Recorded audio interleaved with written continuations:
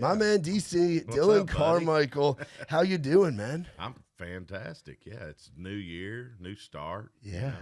So I'm stoked. Yeah, dude, 2024. You got Yeah. to go all over the damn world. I did literally all over the world, man. It's crazy. It's I didn't have as much time over there, so I want to go back. Like I didn't have Yeah. enough time to kind of see everything. Where was so. your favorite spot? Then Shayla got to go out there with you, right? Yeah, so we went to Shayla went to half of it, so she got Okay. to go to Ireland and Scotland, and then all of all the places we went in England, and then she flew out of London, and then I went to Germany and Amsterdam, Sweden, Norway. Thanks to John Party, right? Yeah, I was dude. on the John Party tour, and he gave me a cool opportunity, and so he said that he wants me to come back with him in 2026. So Hell yeah. we had so much fun; it was awesome. That's great, man. And John's a guy that you've known for a long time. Yeah. And a lot through. It's funny, you guys are both part of that tree of like our buddy Larry Hawkins. Yeah, and the yeah, that's farm, right. man. Yep. The king of Goodlettsville, if you will, man. I call him Love like Larry. Uncle Larry. I call it like the Church of Larry, like the community that he's built. But Yep. John's a guy that he took under his wing and Oh, welcomed yeah. into town when he first moved here. And Yep. same with you, man. So what's the relationship like with John? Oh man, well when I first met John, our connection initially was Jennifer Johnson is her name. She discovered me when I was 17 years old in Kentucky, and then she had discovered John Party, and she had signed him Wow. to a songwriting deal. She was the head of a publishing company at the time. And so me and John were kind of just writing at the same publishing company, and we crossed paths. And I'm a quiet guy, and John, is a somewhat kind of like I wouldn't say a quiet guy, but he definitely like keeps his circle pretty tight. Yeah. And so it just kind of took a long time. Like it took like 8 years of us kind of being acquaintances to finally kind of where we realized we have a lot of musical interest similarities. Yeah. And then a few jokes, and it just kind of warmed up to each other. Next thing you know, I'm such a fan of his music, and it's kind of cool because he's a fan of the songs we've done together too. Because I'll be on his bus or whatever, and he'll be like, play that song by Dillon Carmichael. He'll be up there dancing to my music. Oh yeah. And I'm like, this is cool because it's awesome when it just happens like that. It's really a cool thing. John has literally changed my life. I probably would have never went across the globe if it wasn't for him. And I probably wouldn't have the success that I've had without him too, because he produces my records and he has a great ear for hit songs and stuff. And like Hot Beer, one of my songs, he found it, and so yeah. He understands country music, and Yeah. you two are as country as it gets. And him even being a California Yeah, guy, it's like yeah. Northern California, Yep. a very Well, different it's like, place. Not too far off from Kentucky, honestly, when you experience it. Yeah, like Brantley Gilbert said, country's countrywide. So It really I think is. there's so much truth to that. Yeah, dude, absolutely. So you've been in town for how long now? Let's see. Next month will be 12 years. No shit.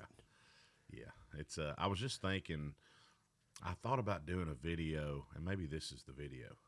But I thought about doing a video just talking about like how my experience in Nashville, just like in 30 seconds in 12 years, because it's been really cool. And I've kind of I've always been the guy that's like, if somebody has a favorite band right now that's Yeah. like super hot, I'm always the guy that's like, I don't like it.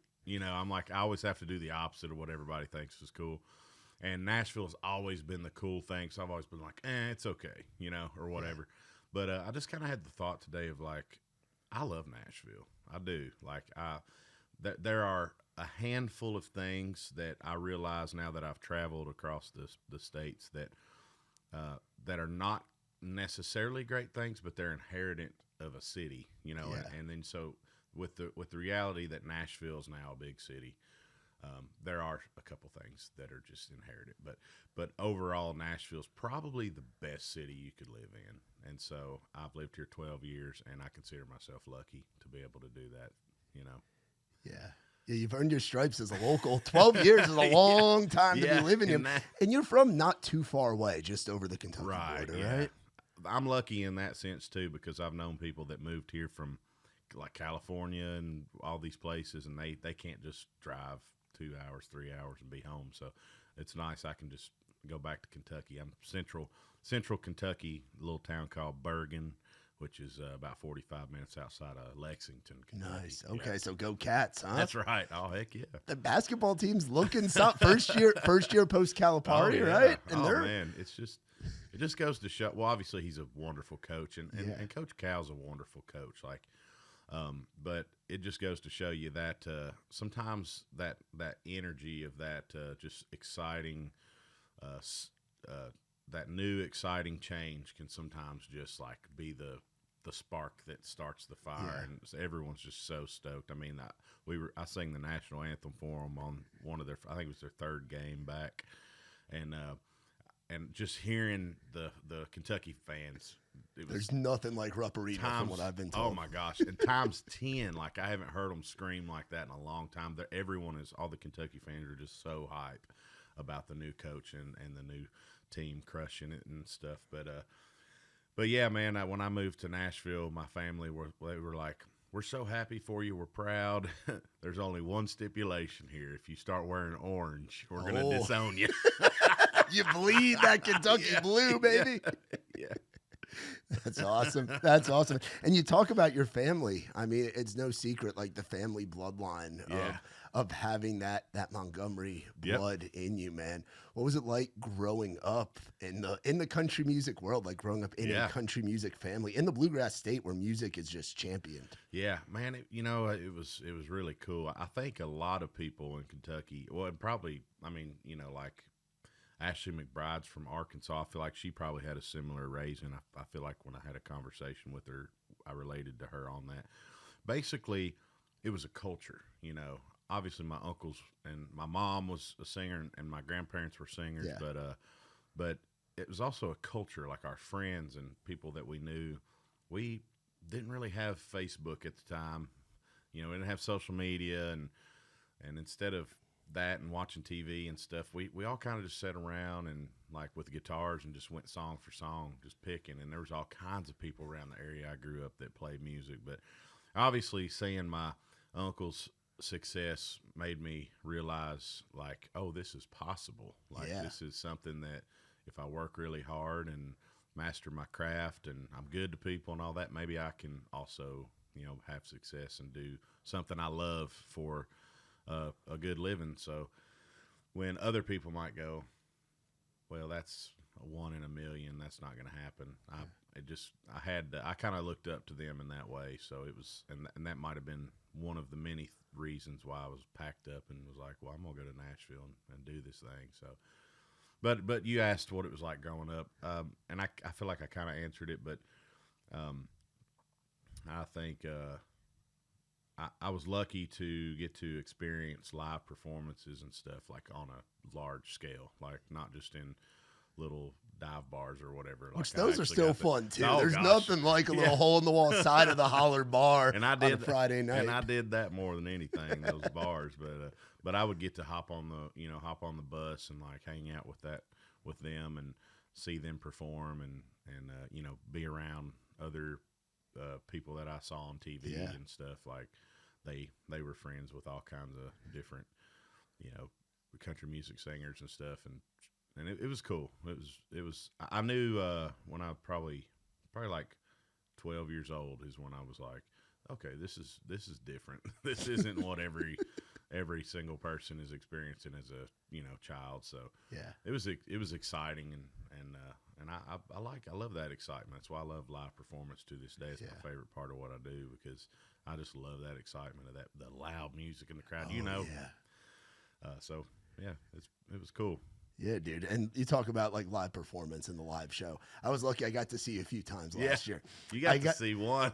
I got to see one I got to see the country concert up in Fort Lauderdale, Ohio. That camper party. That was the camper party, right? Gosh, dude, the camper party. It's like people always think and that camper party, it's branded as the Raised Rowdy camper party, which we're very lucky about because that's where Raised Rowdy started. Yep. Mickey T's been going to that festival for almost 20 years now. That's right. And that's where Raised Rowdy started in that field in Ohio, which is a BYOB festival. Shout out to the Bar Horse family that run country concert. Yep. But But dude, those people, that's the start of their weekend. Yeah. And you and the boys gave it hell. I'll tell you what. Dude, I still talk about that show. That I always say every now and then the kind of like the planets all just align a certain way, and it's a full moon, and the weather's just right, and the wolves are howling in the distance, and it's just like one of those. And it's very, very rare. And it's only happened to me once, maybe twice, and that was the one. It was like, wow, we were just, man, the crowd was on fire. We were on fire. The festival was rocking. We love country concert. We love those people. We love y'all. Y'all were there, and it was just like we're around all our favorite people. We got a great crowd. We're sounding good, and it just turned into the biggest part. And that was a Wednesday night. That's the best part. Was it really? That was a Wednesday night. That was the kickoff to the damn weekend, man. And that was just, and that was about 8,000 people. As the camper party draw is big because everybody, there's no hotels within like 30 miles. Yeah, that's so everybody that's there the whole weekend is camping. They got nowhere to drive. Dude. No, you take a bus from the campgrounds to the festival area, and it's BYOB festival. You bring your own cooler in, man. They do it different up there in Ohio. You know what's so crazy too is I have a friend that lives up there, and he's he's high up in the FFA organization. Okay. And I don't know that he maybe didn't. I certainly didn't brief him on what it was going to be, and he probably didn't know.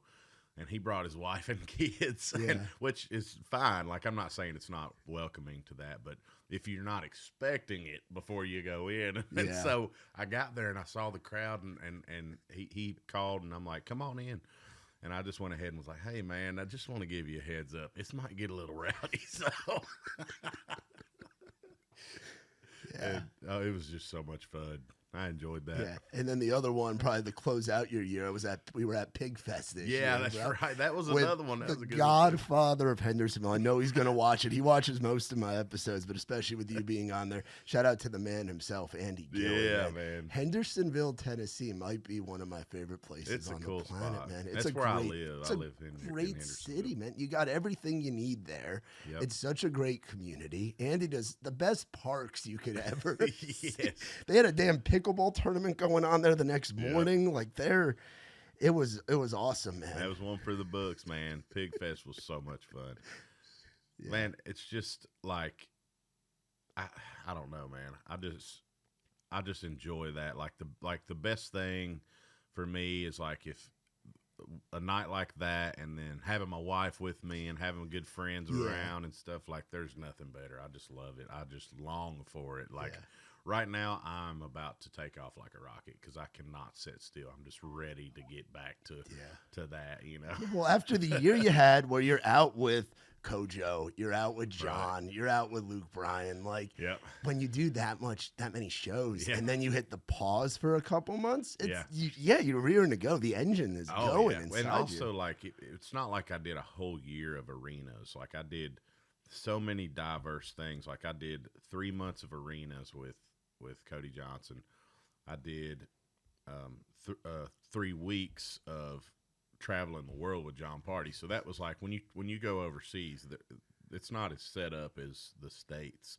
Like there's not as many like sometimes you're in a Sprinter van, sometimes you're on a train, sometimes you're on a plane, sometimes you're in a taxi getting from place. Trains, planes, and automobiles. Yeah, I mean, there's just, and the hotels are all different, and it's like you're not used to. It was just very different. And then I got back from that, and I went out with Luke Bryan, and then that was all like outdoor amphitheater. So I got and then I went back to headlining my clubs that I play and stuff. So it was like a couple months, you know, we'd play these clubs, there'd be like 50 people there, and it'd be fun. Yeah. But I'd be like sitting there thinking, man, I was just doing arenas in front of like 15,000. I was just playing to people in Germany. Yeah, that too. Yeah.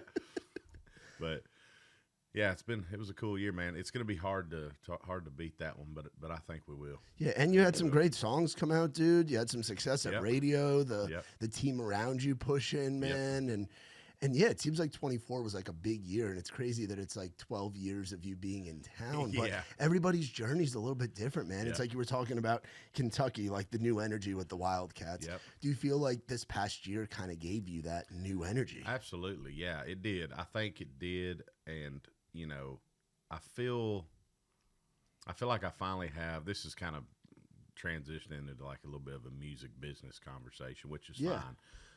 But like I feel like I really have the perfect team now. Like I've always had one or two things where there's a shortfall. Like I don't have this right now, and I kind of need that, and then I get that, and then there's something that falls over here, and I've just never like had the all around perfect team. I feel like my manager, my label, my band, my wife's Shayla's doing my social media stuff, and so I just kind of like all around, like it's all the pieces are in place, just ready for it. As the opportunities come, we're prepared to accept those and then like crush it every time. So I'm excited. It's that has created a confidence and like a new energy for sure. Yeah, man, because that's the thing, man. That's the thing, dude. Like, and I know how it is working with teams, like being out. I used to be out with Gary and Charlie with Muscadine. I was with our mutual. Yeah, oh, dude, those are some of the best. And then with our mutual buddy Trey Lewis, I was his right hand for about 4 years. So it's like, you see like the ebbs and flows and like the different things, and people kind of come and go. But when you have that stability, man, it's like, again, going back to the college sports, when you have that stability, right? And it seems like you have that right now. I'm sure and I'm not a huge sports guy, I will say, because any real sports guy would be able to. If I tried to fake it, they'd be like, "He ain't a real sports guy." But I feel like there's probably a lot in common to how we kind of like navigate doing what we do, and the way athletes and coaches navigate what they do. Just kind of like the morale of the team is important, so we're always hyping each other up and all that stuff. So. I feel like it's kind of a sport in itself. Yeah, and you're traveling, man. Show days are game days. That's right. It's exactly. You go like you're playing for the Predators. You do all these things to get ready for it. Yeah, you're in Winnipeg and then freaking Minnesota and then fucking Calgary. Like it's like you're on tour. You know, it's the same kind of thing. So there's a lot of that. What was that? You're referring kind of to hockey there, right? Hockey, football too. I'm thinking football, hockey because it's like back to back. Like baseball, baseball, you're in the same city. Yeah. Multiple, which I know you got to do, like guys like Luke Combs and people like that do that now, where they're playing stadiums in the same cities. Right. But I'm thinking like basketball, hockey, where they go from city to city overnight. You know, because that's what touring is like. You said Calgary. Is that how you say Calgary? Calgary. Thank you. I can never get it right. So there was just a real quick story. I used to work security at Honky Tonk Central. That's right. We're both Broadway bouncer survivors. You used to do it too. That's Whiskey Row, Dirk Bentley's bar, bro. I was a door guy. You were a door guy too. Right. I'm guessing. I love how you called it survivors, bro. How long were you down in the trenches? At Honky Tonk, dude. I fought that fight for 2 years. And God honestly, it was a lot of fun. I mean, it was dangerous. Like, I don't know. You probably got a bunch of stories. What years were you there? Oh, man. I was 2016 through 2018, I think, roughly. Okay. Yeah, I was 18 to 19. Yeah. So we would have. Literally. I was across diagonal from you at Whiskey Row. That's crazy. I remember seeing that place. So I might have been there a little bit. Did you open it? I was there. So it opened January of 18, and I got there. I moved down here October of 18. I started my second day in town. Yeah. So I was there, like, watching it. I remember when the old place. When it was a guitar store. Yeah, and they ripped all the signs off, and then they gutted it, and then I watched it kind of like the windows get put back, and then I saw them building it, and then a couple times I saw Dirks walking down the street. But so I was working the front door, and it was during the what is the cup? Stanley Cup. Yeah. Oh shit. It was during that, and then they were playing the Predators. It was the Penguins and the Predators. Pittsburgh. But at one it was like in whatever, like the playoffs or something. Yeah, and the Calgary team was the town. Flames. Okay, yeah. Yeah, and Calgary so Flames. There was all these hockey players that came in, and I don't even know that I really knew at the time that they were hockey players, but it was like 6 o'clock. I just clocked in. And I'm like, what in the heck is going on? And there's a grown-ass man on top of a trash can, because these trash cans had wheels, right? Oh, yeah. So the grown-ass man on top of this trash can and another grown-ass man pushing him around the bar, and they're screaming and hollering. And you're like, dude, I'm just clocking in. Yeah, and I'm like, gosh. And so I just go up and I'm like, immediately nip it in the bud. I'm like, both y'all out. Yeah. Out. Nope, we ain't vandalizing trash cans today. And so I kick them out, and at first they're kind of like, oh, come on, man. Like, you know, and they're pretty big guys. Yeah. You know, and like one of them don't even have any teeth or something. I'm like, and so I'm like, nope, you ain't coming back. There's 150 other bars on this strip. You can go to one of those. That's what I would always say. Go be the stage's prom. Go down Tootsie's. Go down Aldean's. Yeah. And so I look back and my boss is just laughing his hind end off. He's just back there laughing. And I get on the radio. I said, what are you laughing at? He goes, you just kicked out the highest paid hockey player or whatever. Like, that's like millions of dollars. He followed hockey. I'm like, really? He's like, yeah. And I'm just he's cracking up about it. And but anyway, that's the whole You're story. like, you shouldn't have been standing on the damn trash can. Like, what would you have done, boss? Yeah. I should have got his autograph. Yeah. Get out of here. Give me your autograph. I had one instance because I would work weekday, or weekend day shift. So I would be there there's nothing like walking down the hill and just smell it on a Sunday morning and smelling the Saturday night. Yeah. Oh, dude, yeah. And those people that are still out from the night before that went to the diner or went to the Sun Records diner or whatever, and they're just still lingering around. But we had one, I think it was like a Monday or a Tuesday evening, and the entire Pittsburgh Penguins roster walked in, like their whole team. Because teams come in early when they play the Predators or the Titans to go out on Broadway, which is a great idea, but also a terrible idea. They all do it. So, it's like they all have the same disadvantage. Yeah. They all got drunk on Broadway. Yeah. Luckily, we didn't have any kickouts of like Sidney Crosby or any of those guys. That would have been hilarious. But we did have to like escort him to the bathroom because there were all these dudes like trying to follow him into the bathroom to get his autograph or something. I'm like, you leave the man alone. You know, dude. Yeah, you see all kinds of stuff down there on Broadway, dude. It's super cool. I mean, and then, you know, there's the random like getting punched in the face or whatever. Yeah, there's people that are violent, like they think because you're a security person that they're supposed to fight you for some reason. Like, I don't want to fight. No, I'm just you're not coming in this bar. I don't want to fight you, but you ain't coming in. They're like, yeah, I'm coming in. It's like, no, you ain't. Yeah. You're like, I'm just here for a paycheck. Like anybody, you clock in your 9 to 5. This is my 9 to 5, man. It sucks, but I'm here. You know, man. So how was the transition of getting off of that to getting to do what you love? Like, were you writing and playing at that time? Or? No, man. The crazy part is, you know, I was seeing those bands play every day, like all day long, all night. Marathons, bro. Yeah, those bands on Broadway, and they totally inspired me, man. Like, I was just some of the greatest guitar picking and singing and all these things, and I was like, man, I just really. So I was kind of teased. I'm checking IDs and seeing this band literally right there at the front door. But I had run into an old friend and got connected, and we used to work together because before that I had a publishing deal. I was a songwriter. Lost my pub deal. Couldn't get another one at the time. I was so young. I was like early 20s and just couldn't get another one. And so that's when I was like, well, I got to get a real job. So I just like totally went all in. Like, I'm always going all in on what I'm doing. So I was all in security. I was ready to get promoted, whatever. Yeah. And I ran into her, and she's like, I can't, like, it kind of bothered her that I wasn't doing music. She's like, I can't believe this. Like, you're too good of a songwriter. Like, you're too good of a performer to be doing this. Yeah. What do we got to do? And so she had been kind of like worked her way up the ladder, and she was working for a record label, and the record label I'm still with 8 years later. But she was like, I want to introduce you to some people, and then just kind of reconnected with them, and then I ended up, we worked out a record deal. And so I basically one day just went up to my boss, and I was like, hey, man, I got to put my 2 weeks in, but I got a record deal. And he was real happy for me. He was like, man, I can't think of a better reason for you to quit than you getting a record deal. That's awesome. So, and we're still friends to this day, me and my boss. Yeah, that's how I am with my guys, because I quit I quit Whiskey Row and went on the road to sell merch for the Muscadine boys. Yeah, that's awesome. And they were like, dude, you're like, they would see like me sharing stuff on Snapchat or Instagram. They're like, you're doing what you need. You had no business.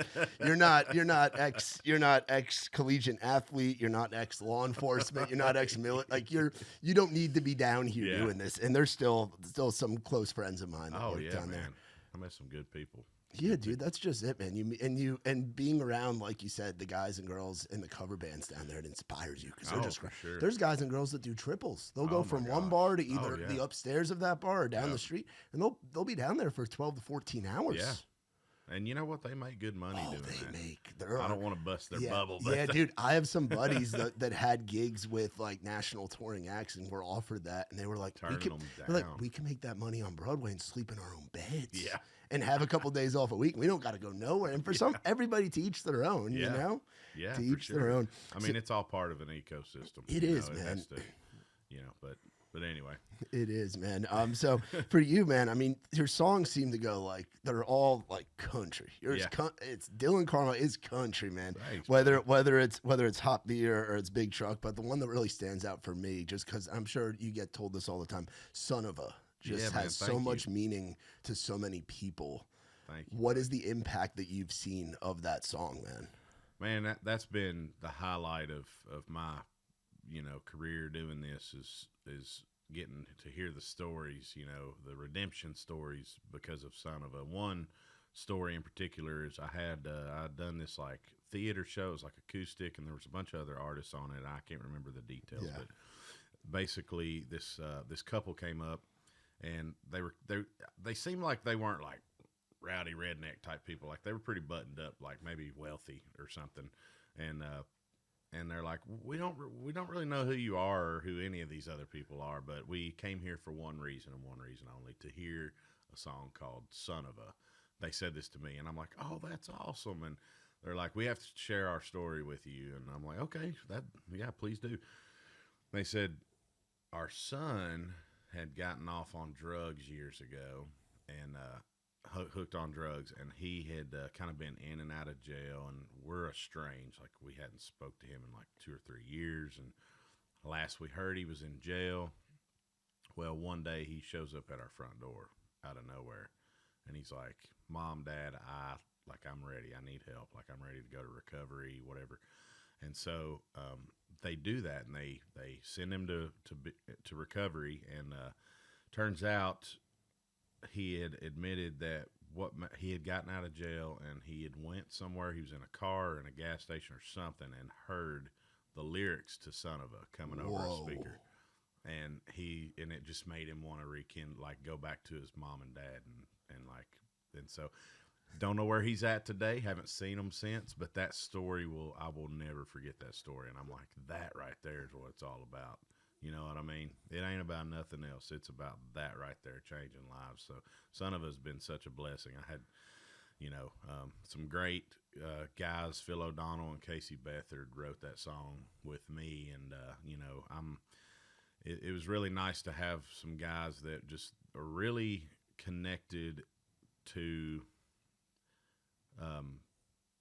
they're messengers. Like they've been in Nashville for a long time. They've written a lot of songs and seen the ups and downs, and they've both had success in songwriting, and they just know how to relate to people. Yeah. And so sitting in there with them and learning from them and being able to cultivate a song like that with them was super cool. So just such a blessing. Thanks for asking about that song. Dude, 100%. But what I love is that's an amazing story, man. And that is the reason why guys and girls like yourself write songs. Yeah. Is to get a message out there for that person, that guy that needs it. Yeah. And look at what that did. You changed so many people's lives, man. That's incredible. Awesome. But I love how you do that, and then you go to like Big Truck. Yeah. Like you can get a little silver or a hot beer where you're talking about drinking you'd rather drink your uncle's dip spit. Like it can go from like, and that's to me is what country music's about. It's that feeling where it brings out that emotion and it just hits you like a damn freight train. Man. But then you can laugh and have fun and get a little rowdy.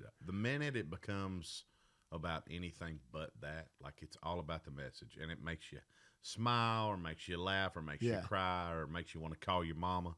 The minute it becomes about money, I'm trying to make, well, I need to make this much this year.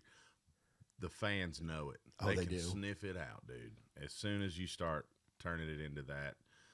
And so my goal is to just always try to be real and be honest and keep it about what it's supposed to be about and not about money, right? Dude, absolutely, man, for sure. You get into this because you love music. And and I love those songs. Like the first time I heard them, there are nights where some of them I'm like, I'm not as excited to play this song tonight or whatever. Let's be honest, but I love all those songs, man, or I would have never recorded them. Yeah, absolutely. So that's important too. Yeah, so talking about songs and having message, your latest single, Home, just came out to kind of you're wrapping the bow on what was an amazing year in 2024. Yeah. What went into that one, and how is that one? Are you happy with how that one's been going? I am happy. You know, it's I also really love the music video. The music video is a kind of a tip your hat to the veterans. You know, the people who've served our country. Which is a soft spot for me, super important to me.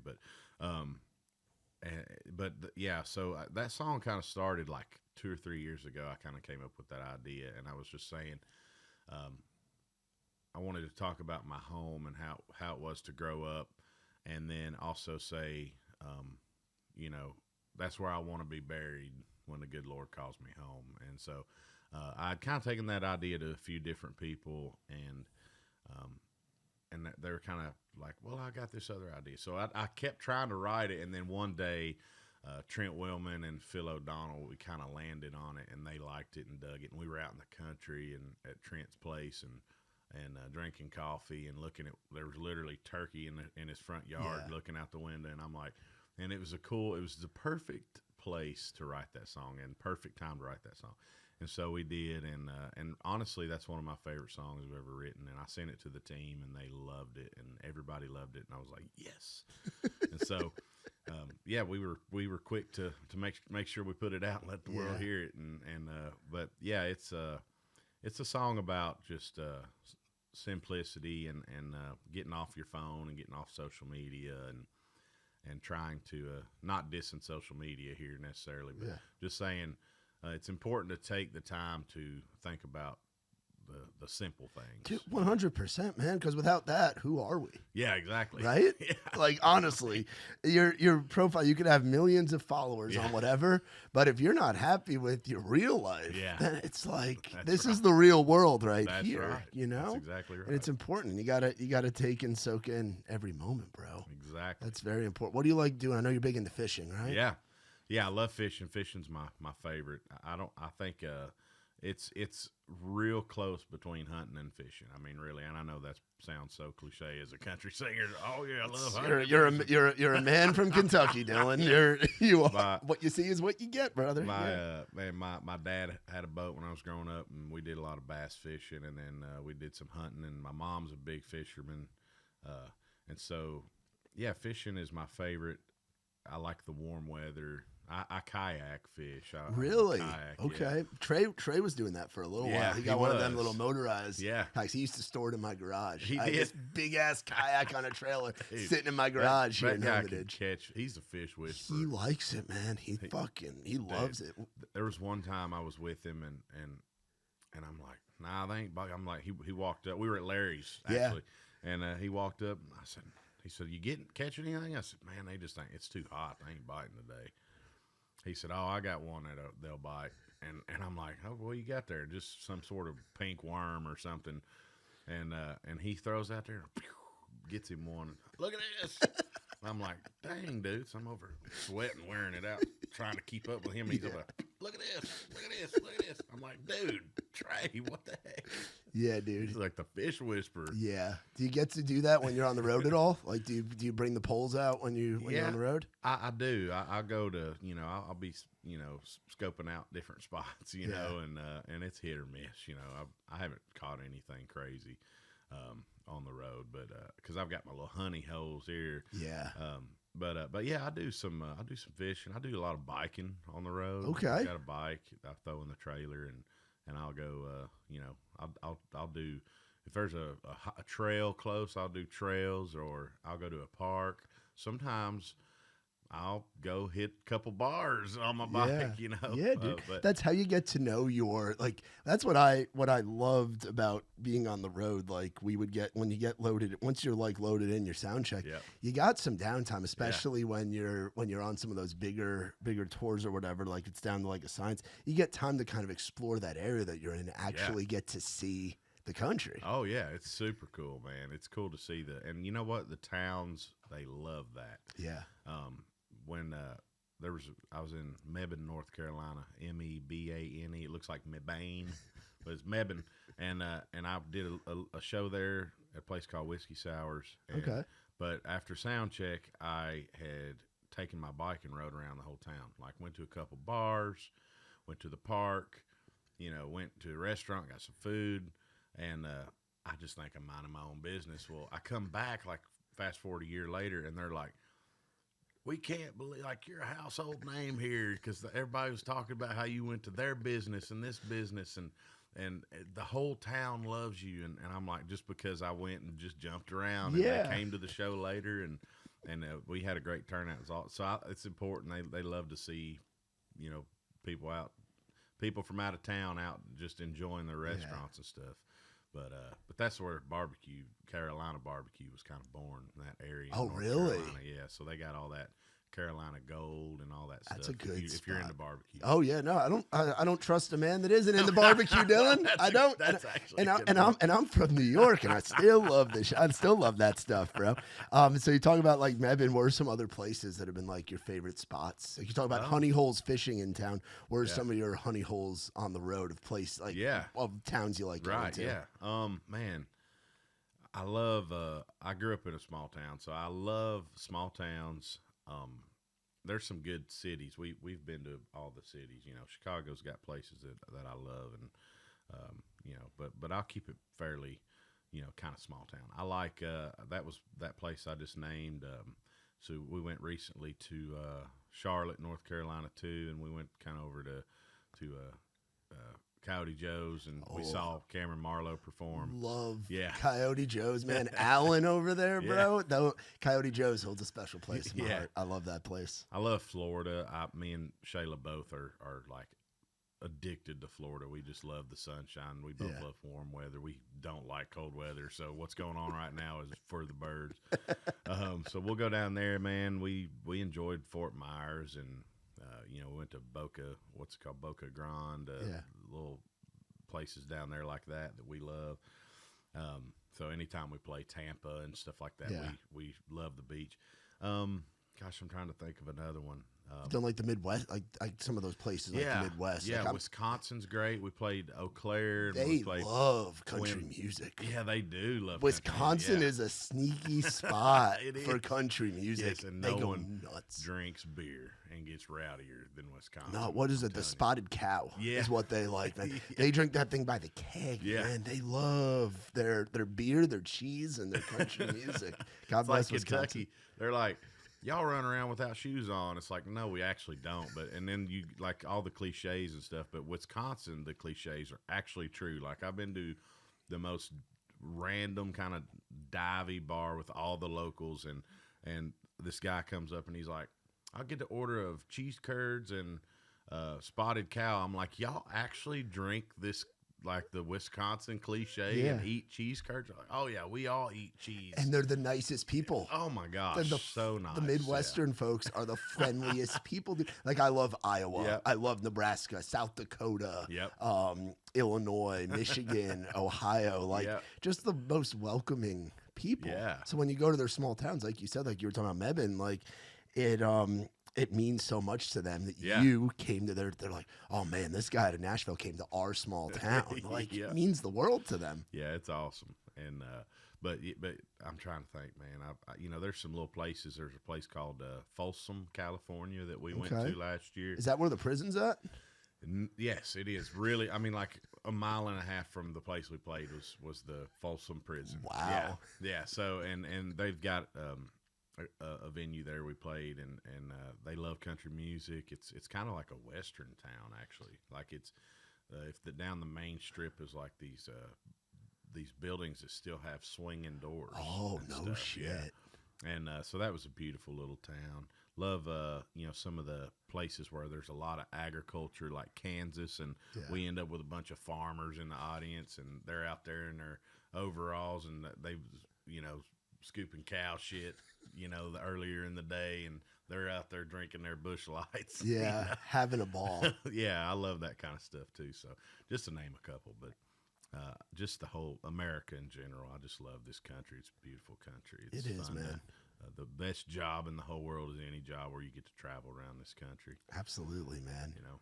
That's what it's all about. So looking forward to like 2025. Now it's crazy.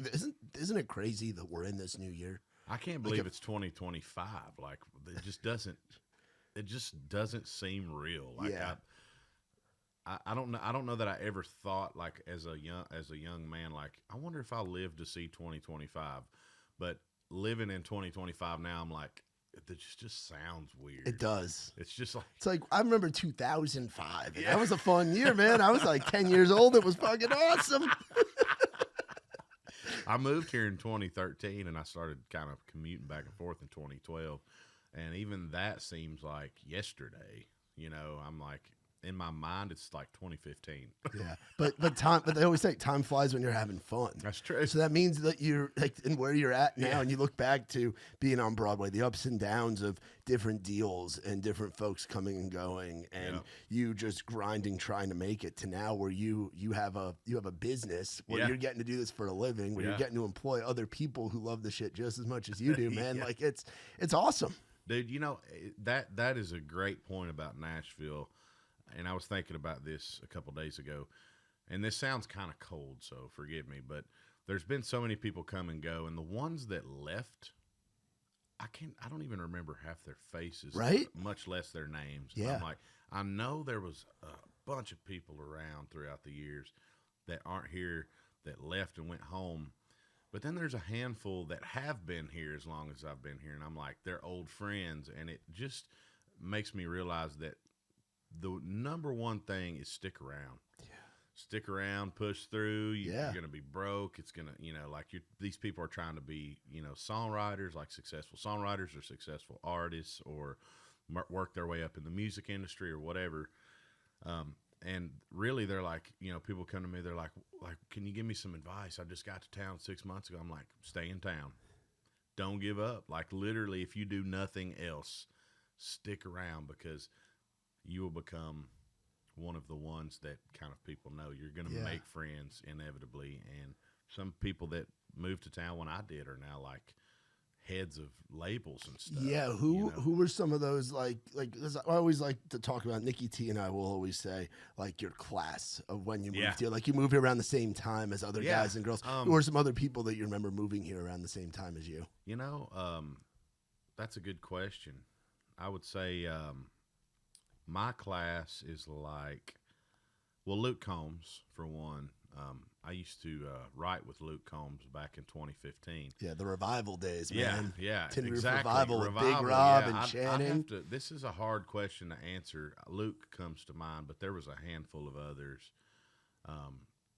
There were some I didn't know, like Morgan Wallen was probably around the same time. Because it's like different crews. Yeah, like different cliques and stuff. And I was I feel like I was kind of, when I first got here, I was in songwriter mode. So I was like writing songs with Luke Combs as a songwriter pretty much. Yeah.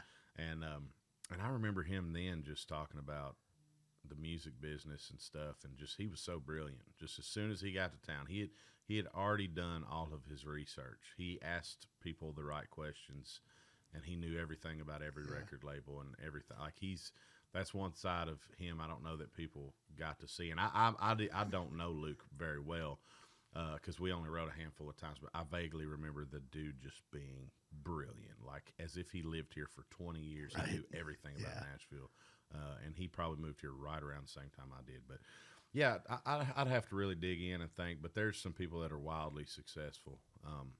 Dustin Lynch and John Party were getting started when I moved here, and they were kind of around that same group I was in. And they were a year, like maybe 2 or 3 years before me moving to town. So they moved here like maybe 2009, 2010. Yeah, because I'm thinking like Laney had to be around that time. Laney Yes, Wilson or the Ashley McBrides, yes, like Ashley people McBride. like that. Yeah, I remember Ashley McBride playing at some of the bars I played at in the Kentucky. At the local here in town, at the Rusty Nail. Yeah, like she was playing rounds. Yeah, well, I wrote with all the same. I wrote with Ashley back then a couple times, and all the same people she wrote with. There was a bunch of songwriters that I was in that kind of same group too, and it's cool to see these people, some before me, and then some after I got a deal or whatever, and then some blew up, and some became songwriters, and some left and went home, you know. And, started a family, got a different job. But the ones that stuck around, man, they seem to be happy with where they're at. You know, it's like it never happens exactly how you have it planned. Yeah, dude. I didn't think I moved down here wanting to be in radio. I was a radio DJ in New Jersey, and I moved down here wanting to be talking with a guy named John Shambi, who's like a radio guy. Yeah. I know that. He was at now it's like Your Country or My Country 103.3, but it used to be called Nash FM. Yeah. So I was trying to get like an overnight shift and work the street. John. Oh my and then you know Ashley from Ashley Moscroft from Riser House. Yeah, like radio promo. I did a 1 or 2 events with her when she was at the Big 98. Yeah. And I was like street teaming and doing all that. And I wanted to be in radio. I would have never thought that bouncing would lead to a buddy getting me the Muscadine gig, to becoming buddies with Trey and all that stuff happening, to doing that, to now co-owning Raised Rowdy. Like you never know the path. But again, you stick around.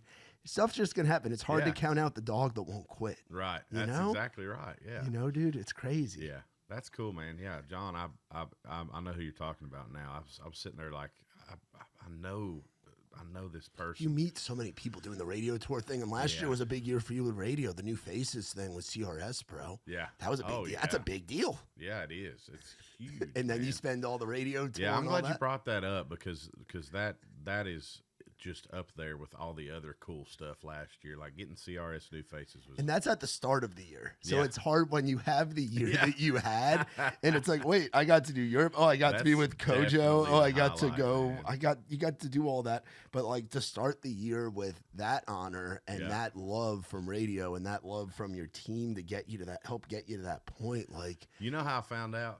I was filming a thing in my hometown. It's for the FFA. I was super involved in FFA, but I was doing this filming, and I think it was my wife was with me, and she said your phone's about to ring. You need to answer it. And then before I can even be like, what are you talking about? My phone starts going ding ding ding ding. I'm like, John Party is FaceTiming me. Like, what is happening? And I answer, and it's John. He's like, how's it feel to be a CRS New Face? And I'm like, there's no way I won that. You're pranking me. Like, I did not think I was going to get that. I just already made up my mind. I am not getting that. I am not remotely as cool as the other people that are, on the ballot. And country radio voted me in for that. And so country radio has always been special to me. I didn't know if I was translating to the country radio people, like the PDs and all how important it was to me to be a part of the radio culture. But that made me realize it did. And so they voted me in, and it was like, so I for the listeners, CRS New Faces is basically country radio seminar is CRS, and that's where all the people that work the magic behind the scenes that make all the radios, all your favorite local radio stations work, they all gather and they choose a handful of country artists that are up and coming as what they call their country radio New Faces. And so the New Faces puts on a show where these handful of artists perform, and it's kind of the rite of passage. I mean, the artists that have performed on that show, the success rate is like in the 90s, percent.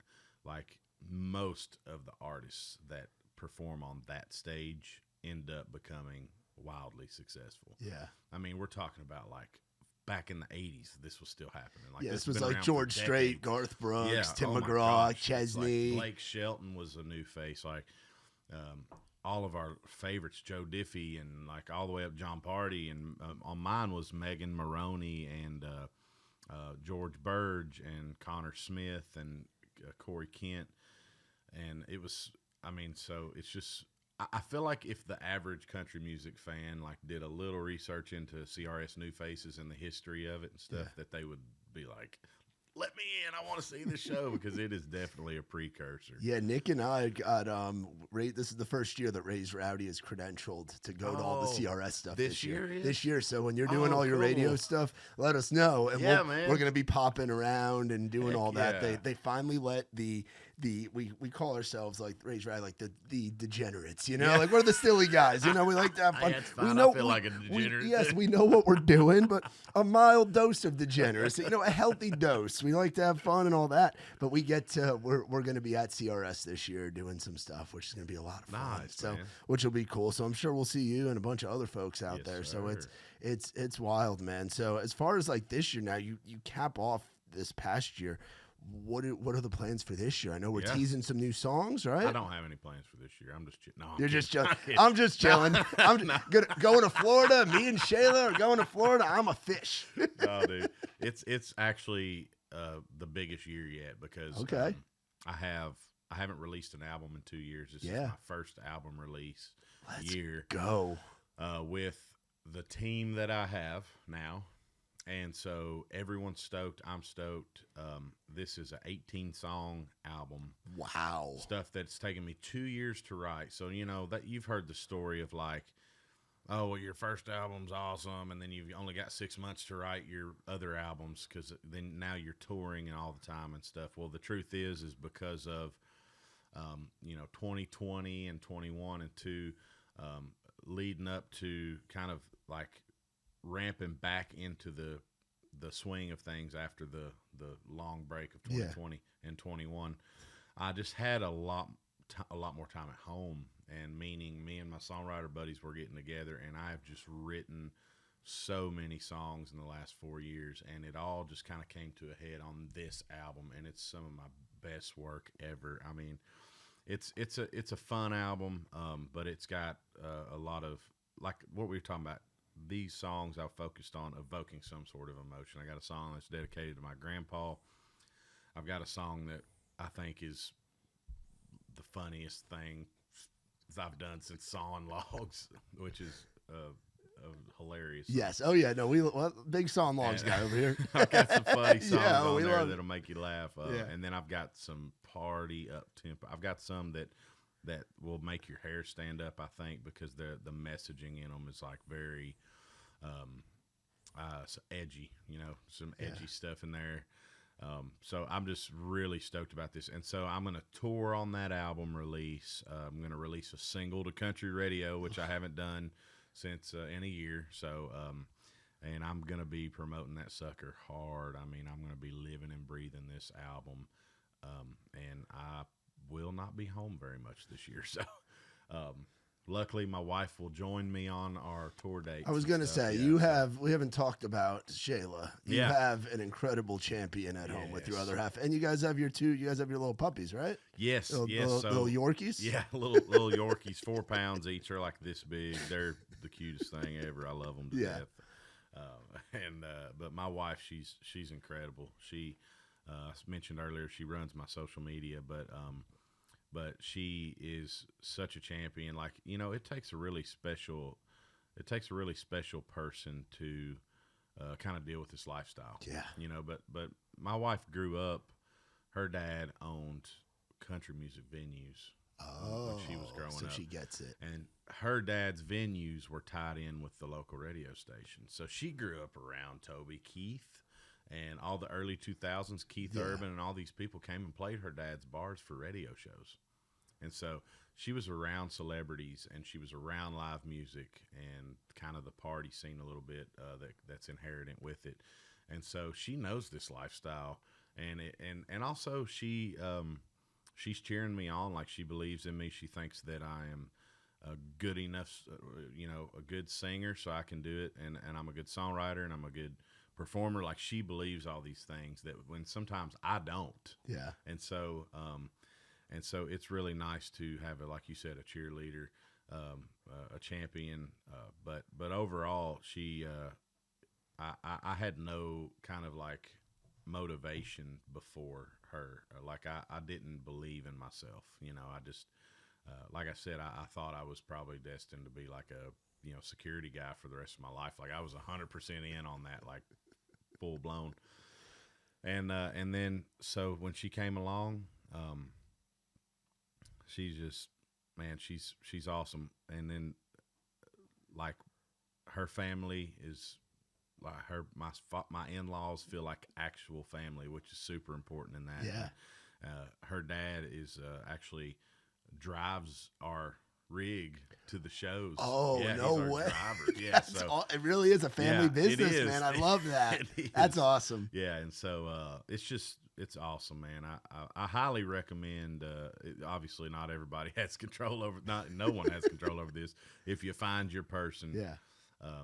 It is the best thing. It's the most rewarding thing to have a Amen. life partner, man. Amen. So, but thank you for asking about Shayla. Dude, of course, man. And it's funny, like I had known about you, we had met like a handful of times prior, but then since I've started dating Erin, like that you guys were good friends with her and you guys have gone on some trips and all that.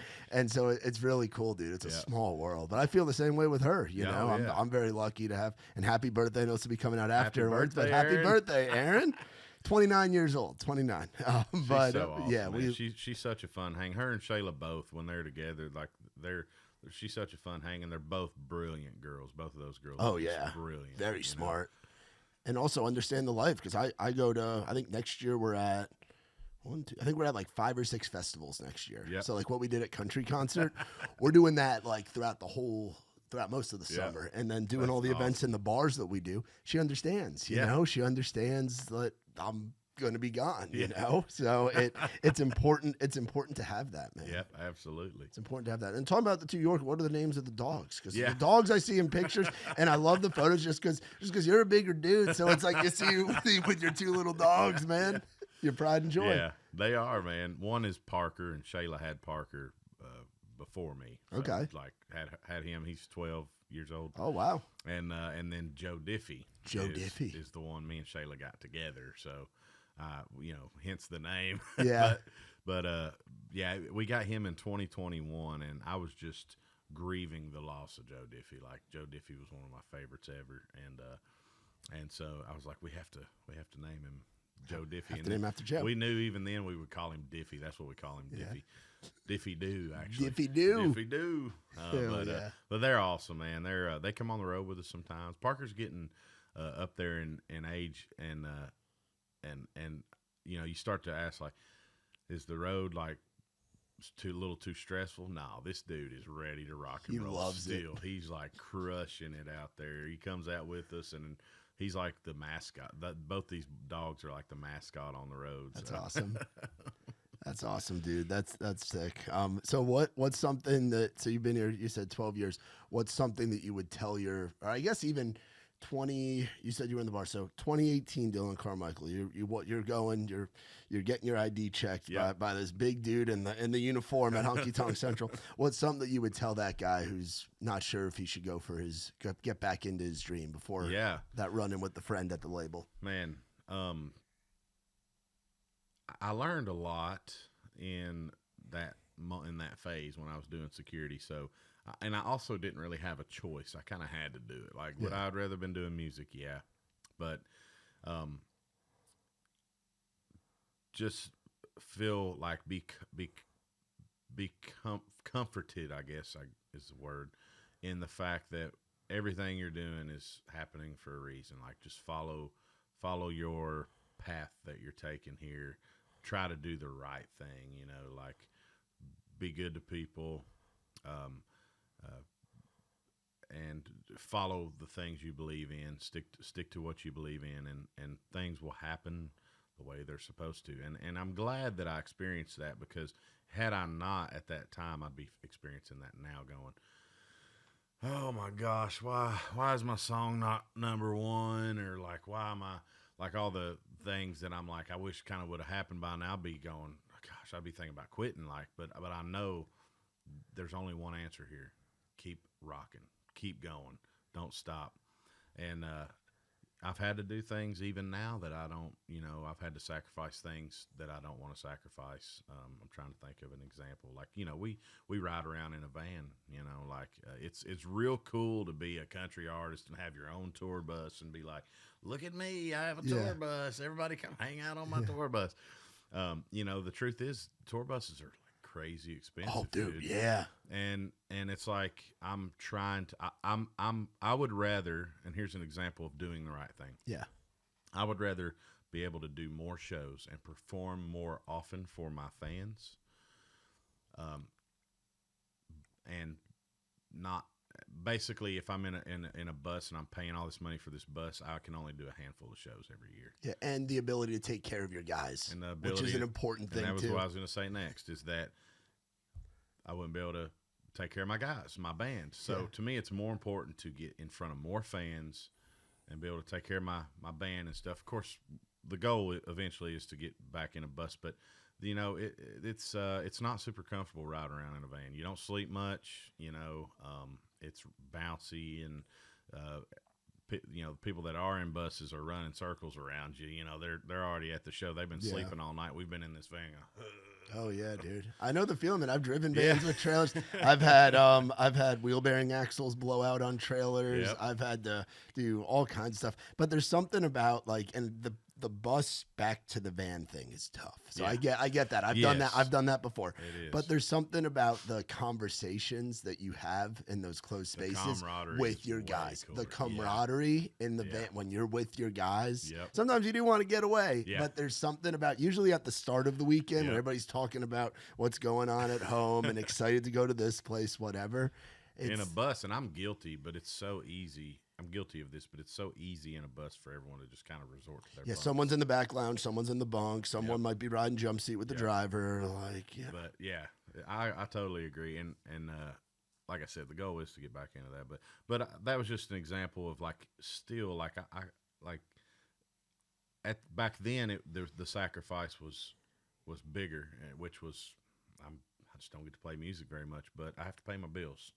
So you have to do things, but the point is I feel comfort and that if I'm doing the right thing that I believe in, and I'm not going against my own belief system in my decision making process, even if the result is not to the level that I wanted it to be, I'm still fighting the good fight. You know what I mean? Is my point in all this story, but.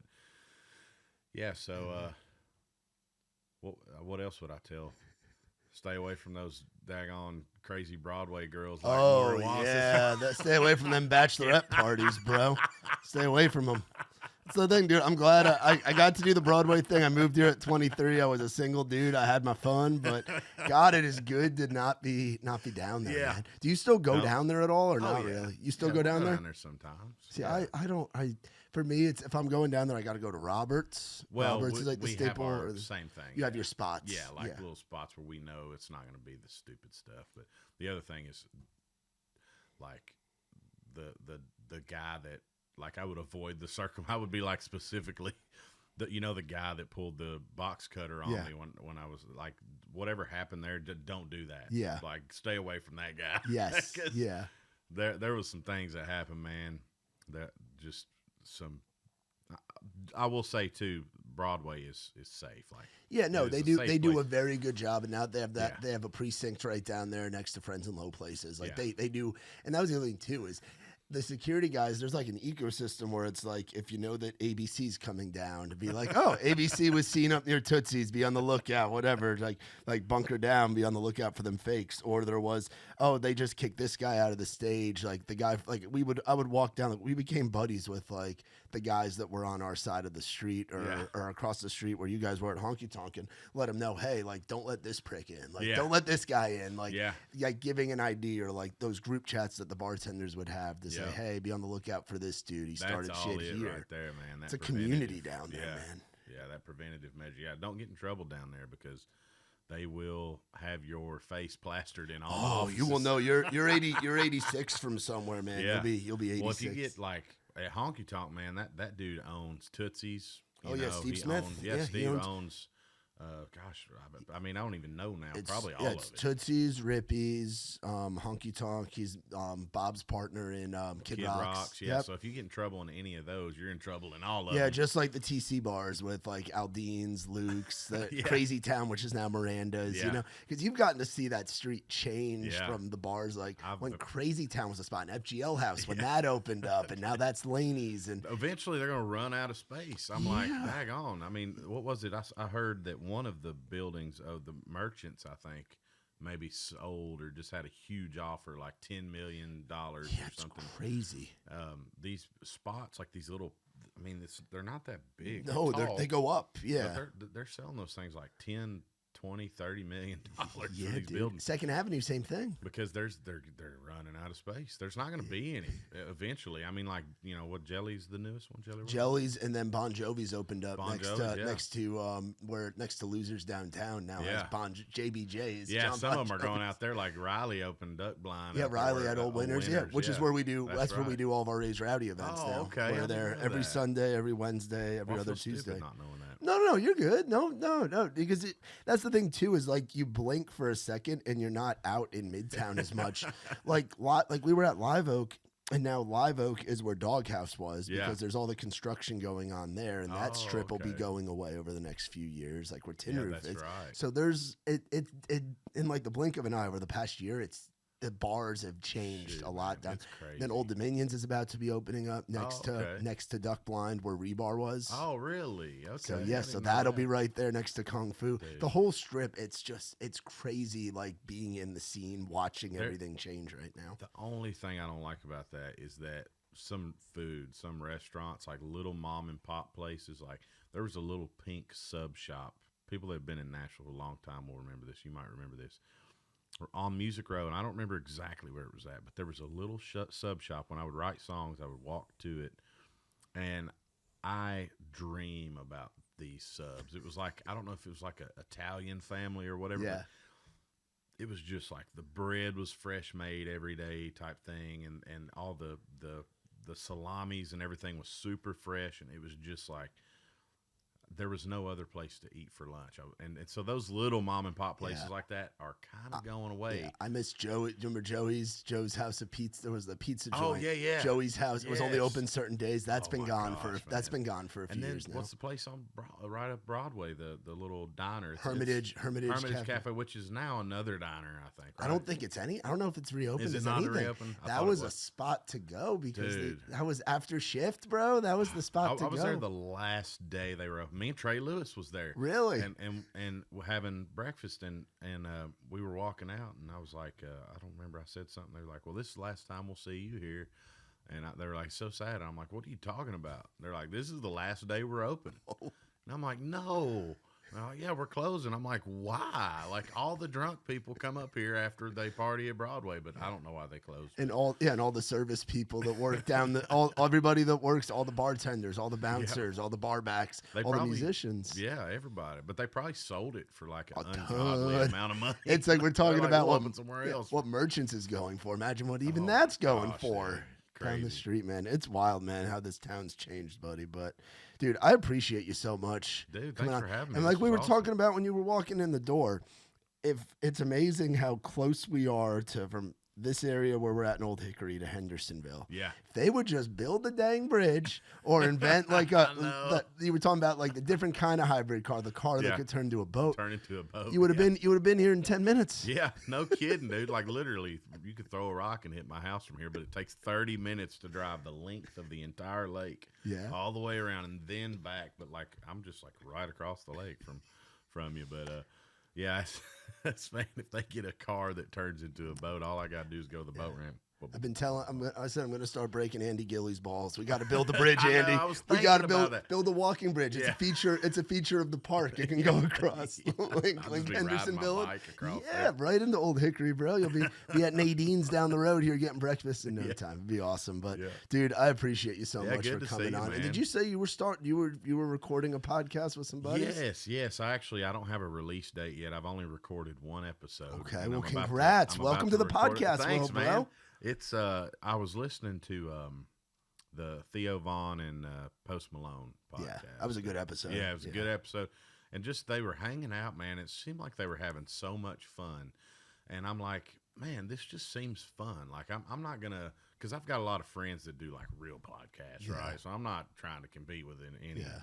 But it's like, if my fans want to tune in and hear some things, you know, stories or whatever that they wouldn't otherwise hear, then it could be a cool way to connect with my fans. So I'm like, let's do it. So I just had Rye Davis on. Hell, dude, I love Rye. That's awesome. I love that, man. I love that guy, dude. I love that guy. We're supposed to get him on another event here soon, another writers round soon. We love getting him down from Kentucky, so man. Funny, dude. He is a pisser. He's a good dude. One of a kind. And then I'm about to record episode 2 with Hannah Dasher. Oh, dude, back to back, some big personalities right there. You kicking off the pod with Rye Davis and Hannah Damn Dasher. Yep. That's awesome. And so my goal though is to get because I have everything I have is a mobile setup, like even the one I use at my house. My goal is to toss it in a bag and take it on the road. And be like, dude, people I see on the road, backstage or whatever, like, you want to pop in, have a beer for 20 minutes, and talk with me.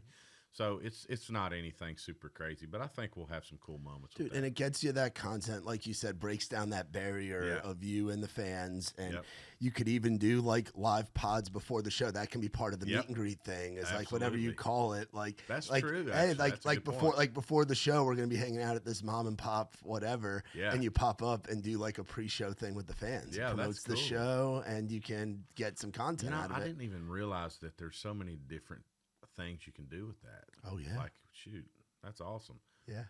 I guess you could also like some of my new album, I guess maybe you could put the music in the podcast. You could do that, man. You could have one with some of the co-writers from the album. You could have Phil and like some of your guys that you write a lot with frequently. Yeah. And like the guys that you're sitting in the writer's room with, you could have them on the podcast, and that could be an episode talking about the record. Yeah. And you could talk about the record with the writers and have it even in different segments, and then put it out as like a whole episode. Like, hey, we're talking about the record promo, man. That'd be great. Heck yeah, man. There we go. We're coming up with this. It's like you've done this before. Yeah. Now this is all a write-off. You're welcome. We're good. Hell yeah. That's awesome, man. Well, I appreciate you, dude. Dillon Carmichael. People can find you. Your Instagram is it Dillon C? Dillon C Music, but it's Dillon.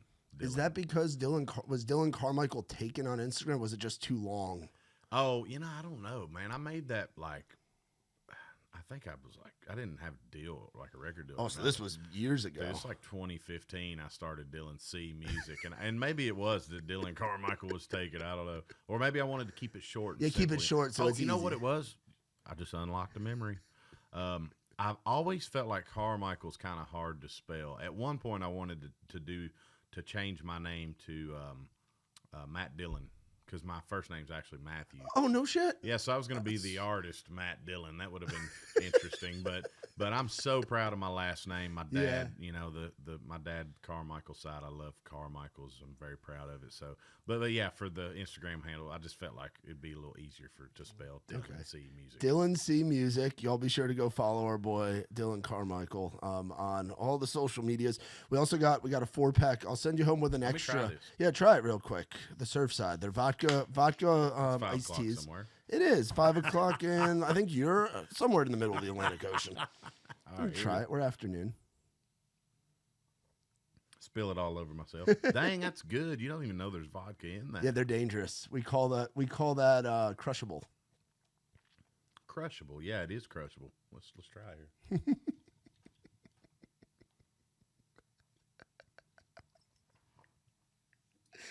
They're going to be so happy with that. Pretty crushable. Hell yeah.